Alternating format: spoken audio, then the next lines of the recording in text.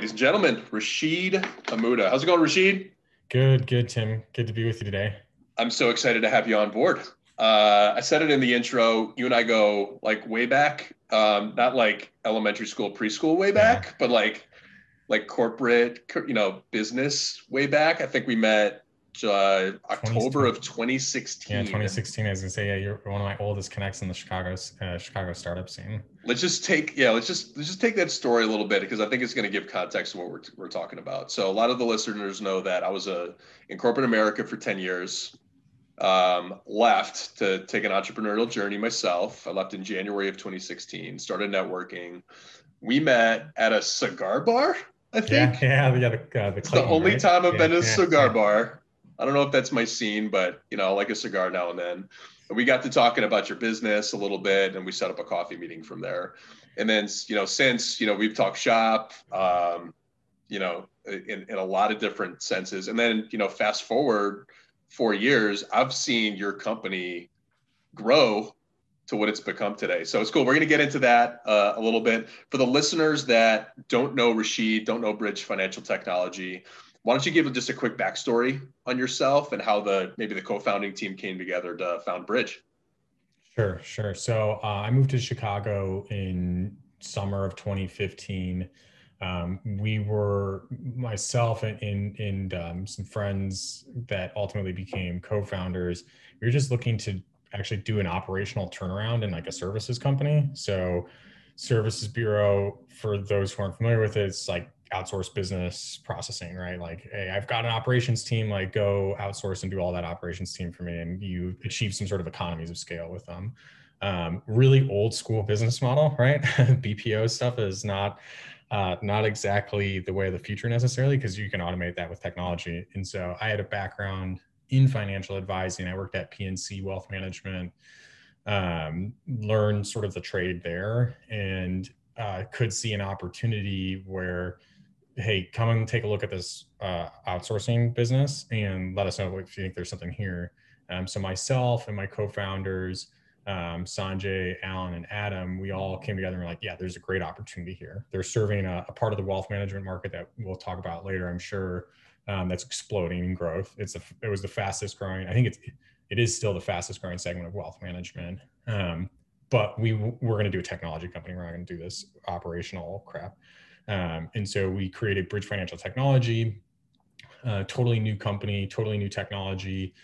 We spun out the basically like less than 10 clients, I think, at the time, and a couple of key industry relationships that helped us sort of leapfrog our company.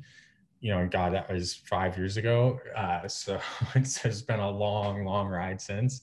We built the software from the ground up.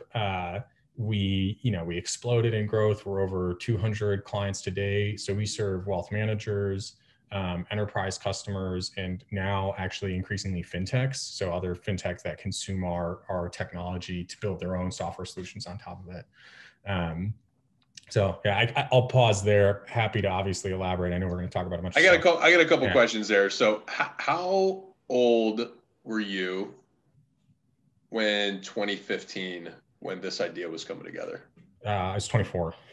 24 years old. Okay. So when I was 24, I wasn't thinking about how to acquire an old school BPO for a turnaround and then potentially find a technology idea around that. Like straight up, I was just trying to figure life out or whatever. And then when we met, regardless of your age, I was just super impressed with how you were thinking about things. And obviously more so since I've gotten to know you, but what led to that for you? I think a lot of the listeners are aspiring entrepreneurs, maybe just starting their own venture.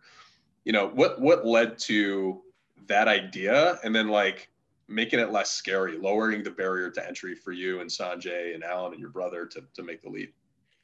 Yeah, it's a great question. So, my co-founders had one of them I went to school with. The other one was my brother, and then Alan, our CTO, my co-founder, he's like a total startup guru. I mean, the guy, this is his third or fourth startup, so that helped having a co-founder that like made a bunch of mistakes, and I'd be like, okay, like Alan's been here before in some shape or form. but I'm an accidental founder. I'm not one of those people who set out at the beginning to be an entrepreneur, being a founder. I grew up a little bit about my personal background. Like I grew up rural Iowa, working in a family business as a restaurant. My dad's an immigrant. My mom's from the Midwest. They settled in, again, rural Iowa of all places. Go figure. And I just like building stuff and solving problems, and that's really the motivator for me, and the drive internally for me. And like a lot of other founders, I think I can be obsessive about problems.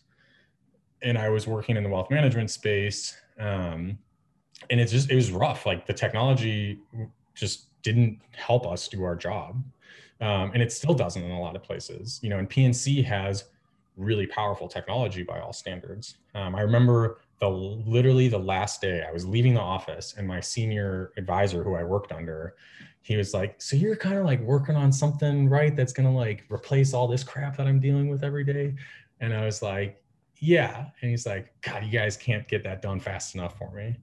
It's just like the last day I'm leaving this office, and this guy who's been in the industry for 15, 20 years, who was my boss, was just like, "You got to figure this out," basically. Right. And it's really motivating as a young person.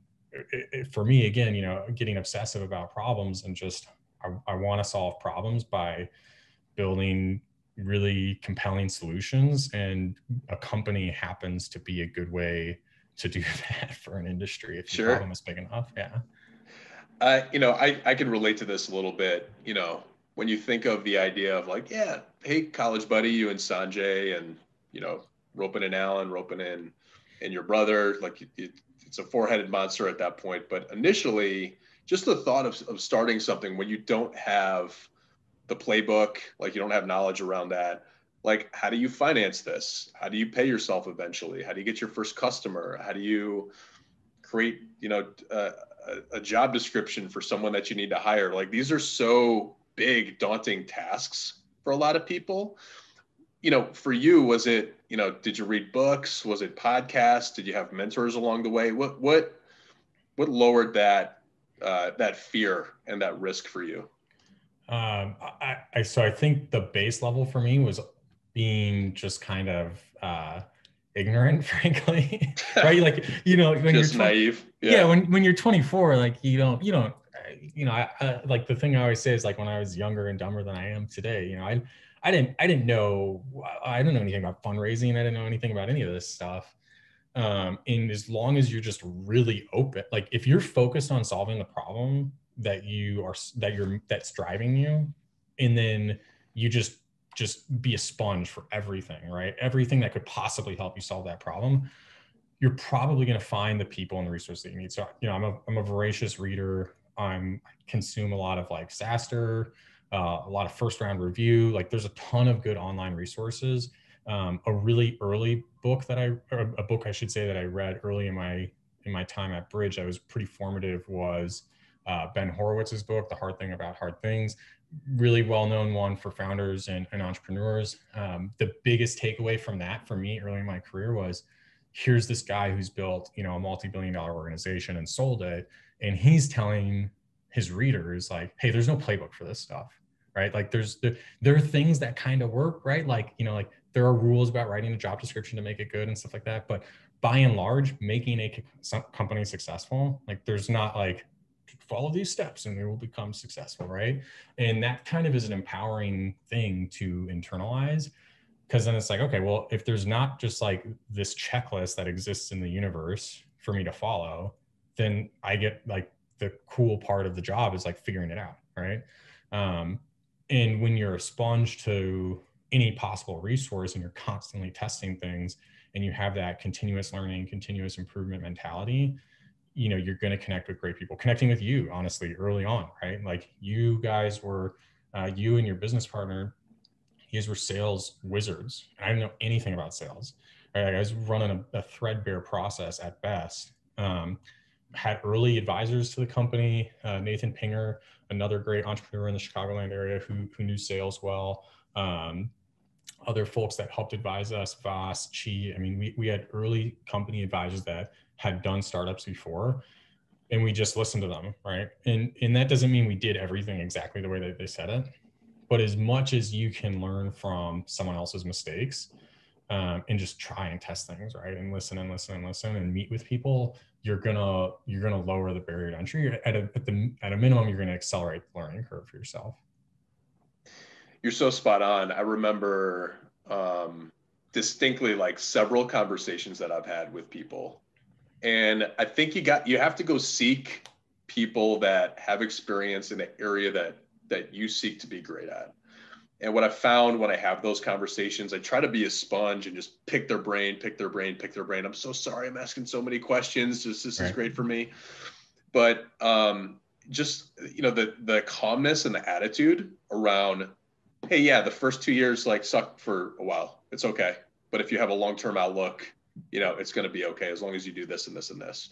Yeah. Oh, you should talk to a bank about getting this kind of line of credit. That's what we did. And, you know, so you can sleep at night this way. Those conversations are so impactful. And I think what differentiates someone like yourself versus someone that's trying to figure it out on their own or has so much ego in like around like failing or trying new things or getting it out to the world. Like, I don't know the answer to this. You know, you're going to win every time because just like you said, you're going to short your learning curve. You're going to avoid mistakes. You're just going to get where you need to go a lot quicker and avoid some like major costly issues along the way. So yeah, I think you're spot on. What were some, like, take me out of it, but what were some either pivots along the way or like just big learnings in your journey? Can you pinpoint a conversation or a piece of advice? Gosh, that's a great question. You know, I can't remember if somebody said this to me or if it was a combination of a lot of conversations where this started to settle in. But at a certain point, I think, you know, and it might have been actually in the very early days talking to VCs and you know, getting your ass kicked a little bit in terms of feedback and people are crapping on your company. Like that happens. Every founder who's tried to fundraise has experienced this. And this notion of, do you want to be right or do you want to win? Right? Like, do you want to be successful? Right? So and that's sort of to your point about trying to take your ego out of it as much as possible, where it's like, okay, do you want to like be right? Like, do you want to prove some investor wrong or a customer wrong or whatever? Or do you want to like listen and try and win and like figure out what the game is that's being played and then just like learn how to play it, you know, as quickly as possible. So I think that's one big thing that just from the early days stuck out to me in terms of, and it's probably a combination of conversations with you, but conversations with other people early on who, you know, who connected us to VCs and like, hey, just like when you're in meetings, you know, just shut up, like listen, write their stuff down, like don't try and refute like focus on internalizing the feedback and iterating, right? Like you use it to your advantage, right? If they're going to give you feedback, somebody else might have similar feedback, but like internalize it and be better as a result of it.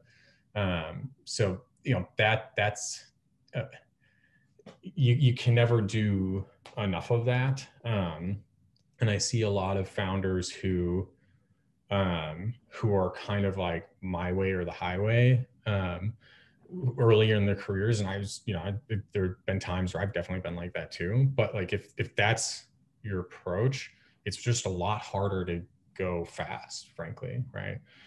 Because it's a lot harder to convince everybody to get exactly on your road, right? Versus sort of letting your road evolve into a path that can bring more people along with it naturally, right? Because you're getting more. If you have a spot on idea and you make a spot on product that fits the market really well, and you can just not have any conversations and you just grow, awesome. Right. But the reality is, like, you need partners. You need a co-founder to believe in what you're talking about and like their ideas are valuable. You need a financial partner that, in most cases, especially in tech, that like they need to be part of that conversation. Right. And you need to like listen to what they say, because most of them have been founders before and successful founders at that. And the skill set of like EQ, working a room, taking your ego out of the equation. I mean, I'll think back to times when I was younger, even in this business, where like you just think you just think and then like and when people refute you get like emotional, right? Like you just kind of get this feeling in your chest, like I want to talk. Like I just, oh man, I'm so glad that they refuted that point, because I'm gonna kill him right now. I'm just gonna hit him over the head with this. And then I'll fast forward 2 years later, I was like, damn, they were right. For sure they were right. I'm eating crow. And I think, enough of those makes me take a step back and go, hey, maybe I don't know. Maybe I need to start asking questions rather than telling people. Right. And maybe they're not right about everything that they say. Like maybe somebody who's refuting you or is pushing back or who's challenging you, right? Maybe they're not right about 100% of it, but there might be a kernel there that's going to be valuable to you. And so that's where it's like, you've got to meet everybody. You got to meet as many people that can touch your business as possible, right? Like, and always be storytelling about your business, because people will react to it, and then you can listen to the reactions, and you're going to learn something, right? It's your job as the founder or as the entrepreneur to try to find the kernel of truth in every piece of feedback that you get. So it's hard, right? Like, it's a lot easier to say, just like put your ego aside and listen to everyone's feedback, but it really does make a difference in the long term. And then I think the other piece of advice that was very helpful for me, and I actually remember specifically watching a video. I think it was Dave McClure of 500 Startups, who has since come out. He's not been the greatest person, to put it lightly. But he has a video that is about starting companies that is very true. And I think it's called like Why You Should Not Start a Company or something like that. And it just talks about how it is really tough, and it is really a long, hard road, especially in the early years. And it doesn't get easier so much as like, things that are hard are different. There are new hard challenges. But it really makes you stop and think, like, are you motivated to solve a problem that is important enough to you to like grind through a lot of uncomfortable times to achieve that? Or do you want to do this because you think it's cool? And there's a big difference between the two. Let's switch gears a little bit to just the fundraising process for a tech company.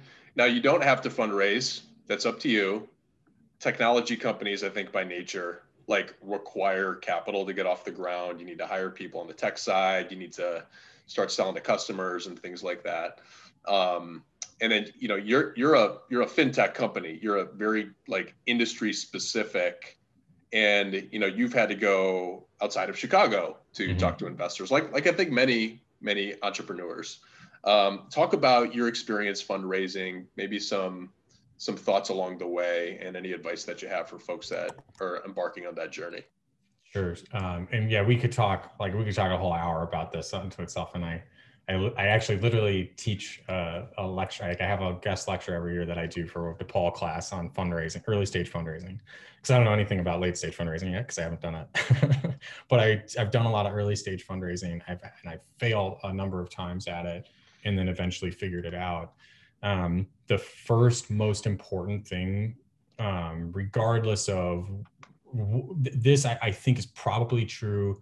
Doesn't matter what kind of company you're building in any industry, always ask yourself before you start, like, what kind of company do I want to go out and sell in the market, in terms of like, right? Like, because if you're fundraising, you're selling shares of your company, right?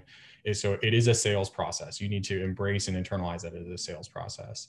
And so when I say like, what kind of company am I selling, right? You need to think realistically about, where do you want to go as an organization? And I don't think that as a founder, it's helpful to know like with specificity, like, oh, I want to exit in 5 years for $100 million, or right? Like, you don't really have that level of granularity, but knowing directionally and having confidence and rationale for why you think you'd achieve it, right? Like, do you think you have a company that's big enough to be public? And if you do, why, right?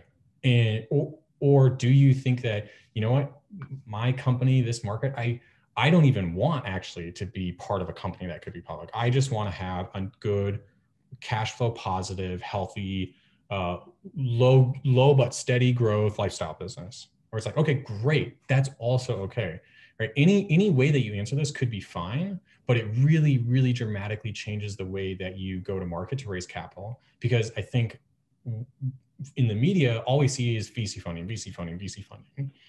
But not every company should be VC backed.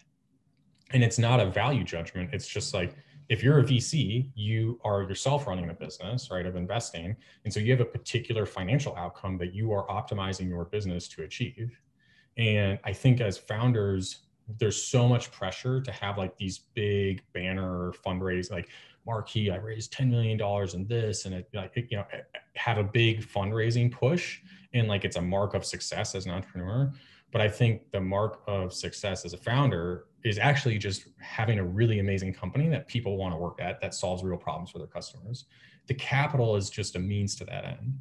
And so like I've met founders who had wildly unrealistic expectations about like what they were going to raise. And when you talk to them, again, like it happens where people aren't clear with themselves what kind of company they want to build. And as a result of that, they're going after the wrong type of investors, right? So if you want to build a company that you think you could sell for $50 to $70 million, that's probably not a venture capital company, right? Because most VCs, by definition, they want 10x exits on their initial investment, right? So you can work backwards and do the math and figure out for yourself, am I going to be able to compellingly draw a story out for an investor that's a venture capitalist that is going to demonstrate for them that I could achieve a 10x return, right? You don't have to guarantee it. Nobody expects that, but you have to be able to have a convincing story that you could tell around why it could be a venture investment. So I think number one, you have to start there, right? And I don't know if you've seen this, you know, in other companies that you've invested in or that you've worked in, but it's probably the most common mistake is like right out of the gate. Well, I think, yeah, you have to articulate some sort of vision in a presentation, pretty short presentation, right? At that. You know, you're not getting to know someone over a longer period of time. And, you know, I think just like any sales process, you have to put yourself in the other person's shoes and say, you know, what's the value here for me if I'm this person? And what would I want to hear? And what information do I need to know in order to make a decision? I also think it's worth mentioning specifically because you found FinTech financial services investors along the way, that I was listening to this family office podcast that I listened to. And there's really no reason why I should be listening to a family office podcast. I'm not in investment management. I don't have a net worth anywhere close to needing to requiring a family office, let alone many family offices, Wayne's World reference. But learning from how those people think about things. And there was a statistic out there that said most investors or high net worth individuals make their money based like very closely around their knowledge base. Yeah. So if they maybe built a company in the food manufacturing space, you know, they're just going to have less success investing in a FinTech company or a recruiting services firm. So, you know, if you target using that information to target the individuals that would make sense for, and hey, I could provide value to a food manufacturing company, then you're going to have a lot of success. So, you know, my 3 investors and board members are in and around the recruiting services space, and they all bring a little something different. One with a finance lens, one with a leadership lens, and then one with a sales lens. And I think like those are the people that I want to go to with questions that have my back, right, and take this journey with me. And I think you have to think about that before you even start, and reverse engineer what they're wanting to hear and what they provide value. It's so true because if you don't, right, there's just a big misalignment. If you manage to actually convince somebody there's like no context for understanding your business to invest, I mean, good on you, because I'm always pro founders getting more capital, but beware, because there probably is going to be a misalignment. And so I think it's true both of industry, and I think it's also true of you can often tell by proxy of the kind of outcomes that an investor has had what they're going to be looking for next, right? So like if your investors have a bunch of really insane 10x exits, or they themselves were a founder that led to a VC backed type exit, they're probably going to look for more of that because that's what they understand. And so, you're totally right. Know your buyer, and know what you're selling, right? And there's tons and tons of investors out there. Like there's so many people with different risk profiles, with different financial outcomes that they're trying to achieve, with different goals of their funds or their personal wealth that they're trying to invest. Like, there is an investor out there for everyone. I really do believe that. And it's just a matter of finding them. And I think ask, right? Like I think as founders, I know I was scared to ask at first. And I think as founders, we're often scared because there's such a power imbalance, especially when you're early on.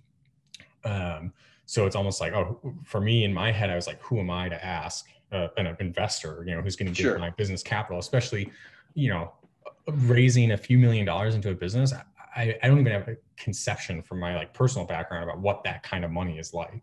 So like it was scary and it's challenging for me. But now every time I talk to a VC, even actually before I get on a call with a new investor, I usually ask them what their financial criteria for investment is. What kind of companies do you want to invest in, and how do you like to exit? And if they don't have an answer, but they have some other proxy, that's okay. And then, I ask a lot of questions on the call, like, what's your fund like? What are your investors like, right? If you're talking to a fund, they have LPs, right? So who are your investors? What are their expectations? Because that's going to have downstream effects on you in your investment partnership. How do you like to work with companies? Are you a silent check? Are you an active investor, right? Like, and know what you want, and then disqualify people. Same as a sales process, right? Oh, I want an active investor and you're just a silent check. Okay, not a good fit. Do you know anyone who might be? Right. And moving the conversation forward like that. What's your take on, this is a Chicago-based show. This whole thing is about grow Chicago, get jobs to Chicago, start companies, grow companies in Chicago. We're trailing the coasts from a fundraising VC perspective, and then also from like an ecosystem perspective, because I think they go hand in hand a little bit.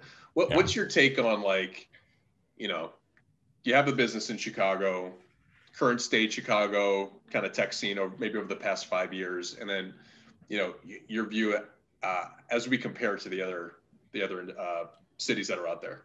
Yeah, it's a good question. And so for Bridge, we had to go outside of Chicago to find people that could understand the business. So we have really 3 key institutional investors. UMB Bank has it's a bank in Kansas City. They have a investment arm that's sort of like an balance. I actually can't remember if it's balance sheet or a dedicated fund, but they invest as a separate thing from the bank, right? So it's UMB Capital Corp. So that's one of our key, they're our oldest institutional investor. They put in a little bit of money in 2017, and they've continued to be really great partners, both in capital and in advice in those 3 years since. And then we have 2 other investors, a fund called FinTop is based in Nashville, St. Louis, and New York, which reflects the location of their partners. So the big name partner at that fund is Joe Maxwell and Jim McKelvey. Jim McKelvey is, of course, famous from founding Square.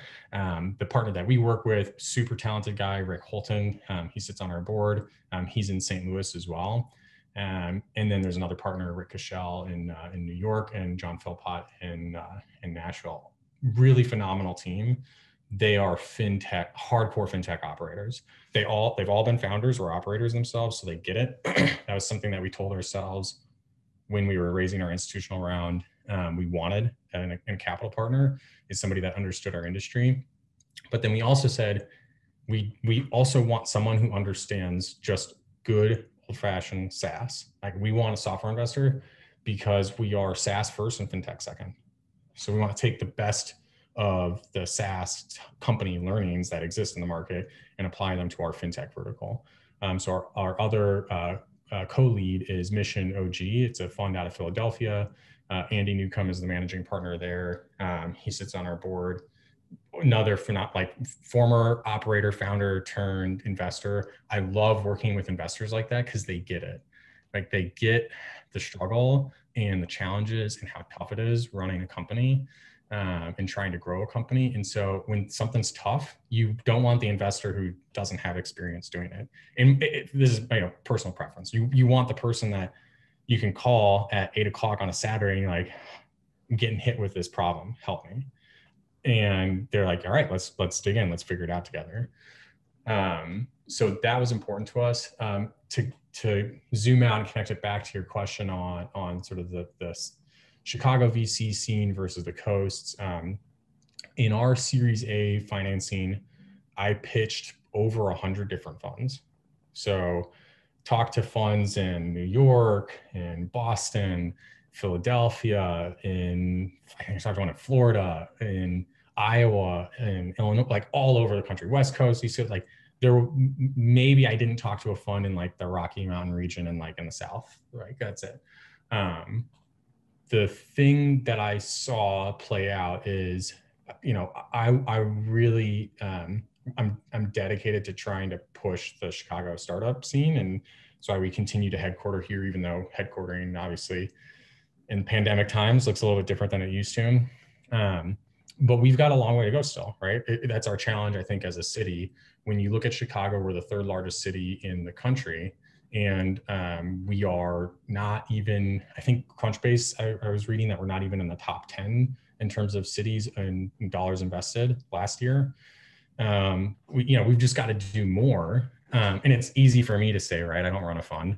And it takes time, right? Silicon Valley has 50-year head start, right? But the challenge for founders then is you have to be willing to go outside of Chicago, especially early stage, because there's just not as many, right? Like there's like 1,000 seed funds in San Francisco, like literally probably over 1,000, right? I think there's a couple dozen in Chicago, and they're great funds. But when you think about that density, right? That density of capital, there's a lot more dollars chasing ideas.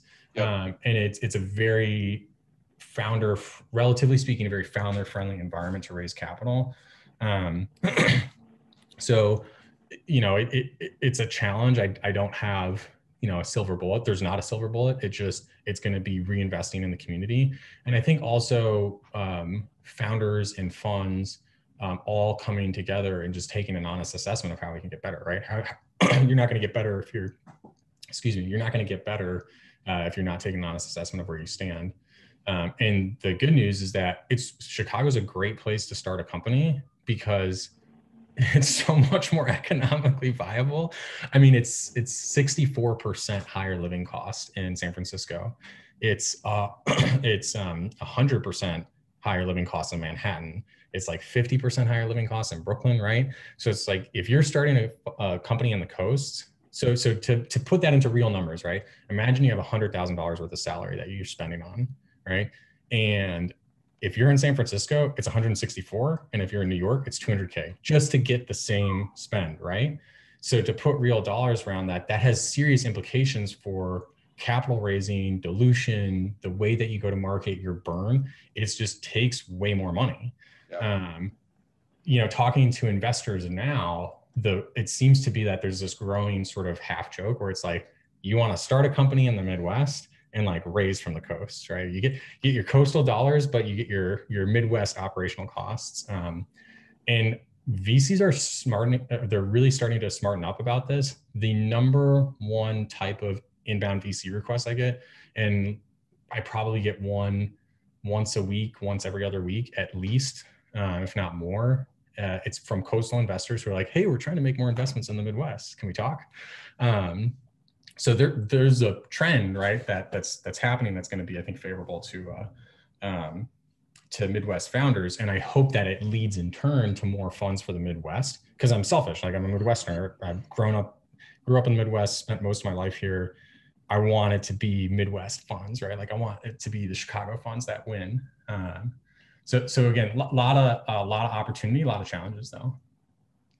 It's so interesting to like peel this back, because if you look at the makeup of the Midwest, you have a big city in Chicago, and we're right in the middle of the country. So like you have a lot of warehouses, there's a lot of logistics that come through here, so you can get product out to everywhere else.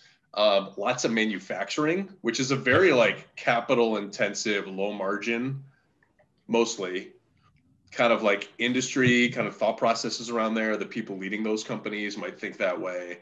And then, yeah, 50-year head start in Silicon Valley, where it's like dump a high percentage of your net worth into like 30 to 50 companies, and you're just going to get a bullet that's going to skyrocket. And that's the playbook. And I think that has like trickle down effects to what we're seeing today. Huge. with fundraising challenges, which lead to jobs, which leads to, everything else in the city, restaurants and, ecosystem stuff. There's going to be more consultants. There's going to be more Lucas James talent partners serving the industry. And it's just going to create efficiencies along the way.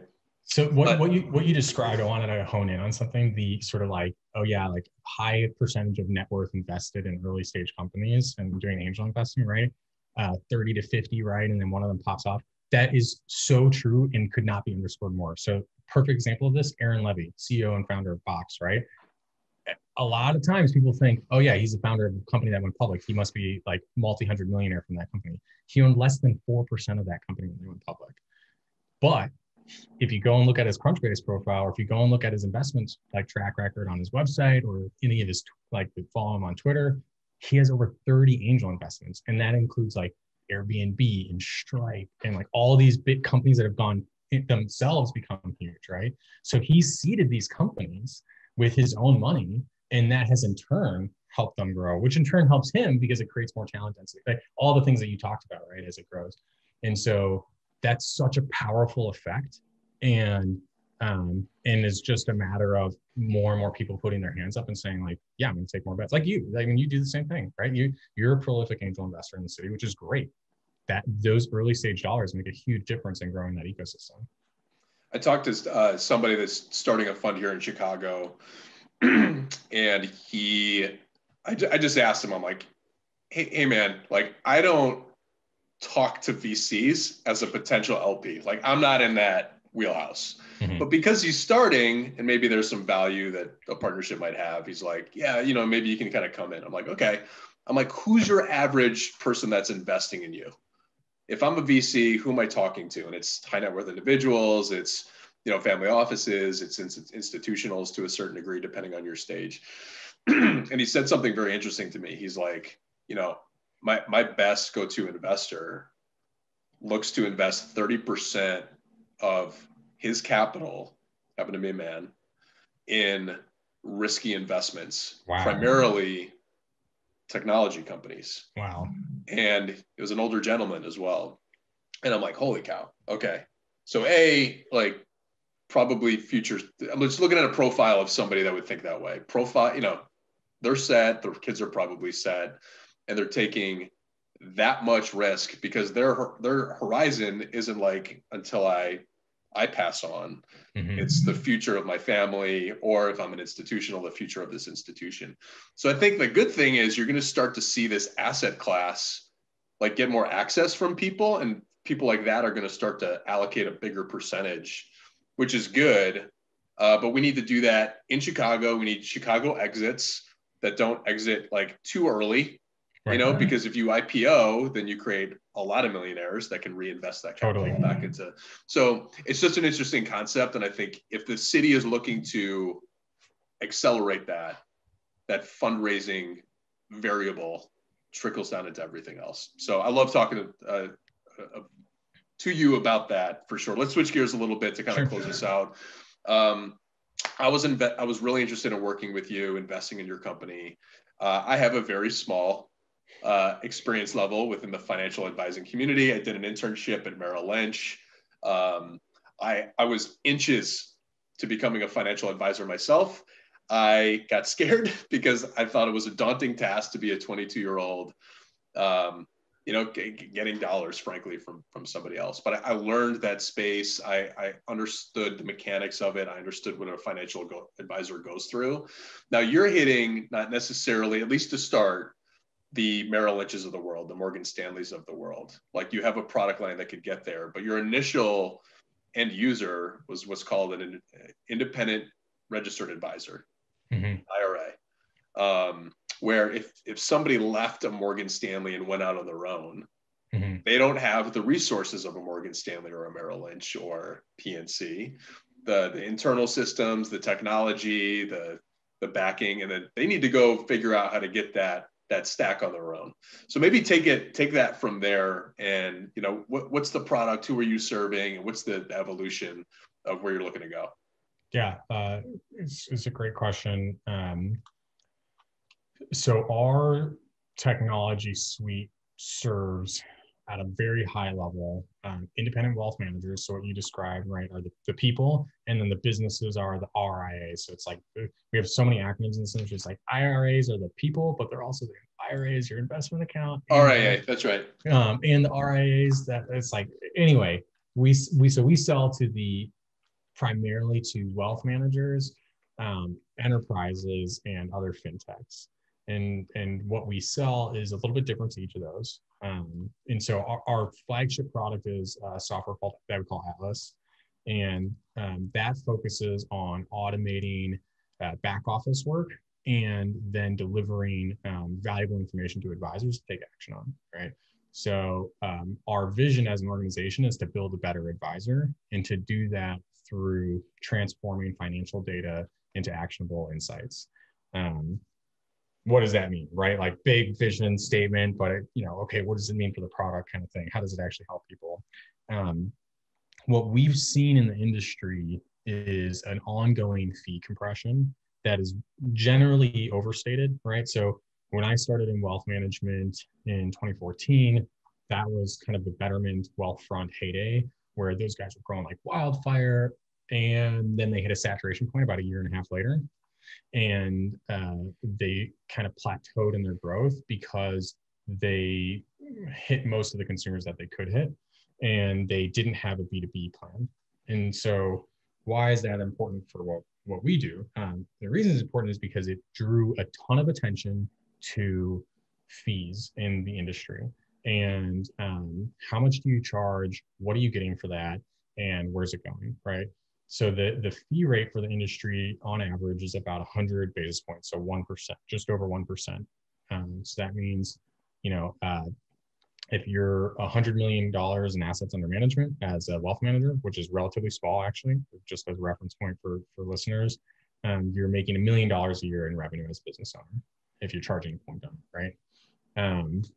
That fee rate, though, that average hides a lot of things in the industry. What it hides is ultra high net worth and multifamily offices have very low fee rates, like 15 to 35 basis points, because everybody wants those dollars, right? Sure. You have $1 billion in assets under management from like 5 clients, or $1 billion in assets under management from 100 or 1,000 clients, right? Very different business models. And those are probably, take a lot of work to serve, but there's still massive economies of scale. Totally. Per dollar invested. I got you. Yeah. And so what we do is we help some high net worth firms, but we really start from a software standpoint, it stops being a great fit for us when firms are institutional or ultra high net worth, right? Because you have complex investment structures, right? Like people invested in startups and hedge funds and VC funds, right? How do you report on those? They're complex ownership structures. You have multi-generational wealth transference that is complex and tax sensitive that you need to model out. Our software is really focused on helping advisors serve many people at scale, right? So our clients are $1 billion in assets, but 100 clients or 1,000 clients, right? So you need to deliver more or less the same report structure tailored to the particular client, but like 1,000 of them at scale and without taking a lot of work. So our product is very focused around serving that. Now, that changes a little bit for enterprises, and I can talk about that if we have time down the line.